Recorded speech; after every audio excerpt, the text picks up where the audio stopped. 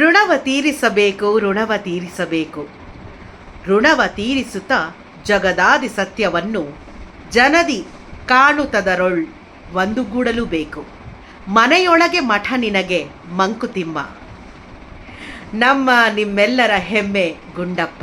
ಅಂದರೆ ಅವರ ಮಂಕುತಿಮ್ಮನ ಕಗ್ಗಗಳು ಅಂದರೆ ನಮಗೆಲ್ಲ ಪಂಚಪ್ರಾಣ.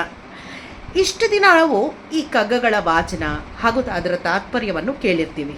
ಆದರೆ ಇನ್ನು ಮುಂದೆ ಕಲಾವೇದಿಕೆ ಯೂಟ್ಯೂಬ್ ಚಾನಲ್ನವರು ಕಗ್ಗ ಮಂಥನ ಅನ್ನೋ ಒಂದು ವಿಶೇಷ ಕಾರ್ಯಕ್ರಮನ ಅತಿ ಶೀಘ್ರದಲ್ಲಿ ಅವರ ಯೂಟ್ಯೂಬ್ ಚಾನಲಲ್ಲಿ ತೊಗೊಂಡು ಬರ್ತಾ ಇದ್ದಾರೆ. ಏನಪ್ಪ ಇದ್ರ ವಿಶೇಷ ಅಂದರೆ ಮಂಕುತಿಮ್ಮನ ಕಗ್ಗಗಳನ್ನು ಚಿತ್ರೀಕರಿಸಿ ಅದನ್ನು ನೋಡುಗರಿಗೆ ಉಣುಬಡಿಸ್ತಾ ಇದ್ದಾರೆ.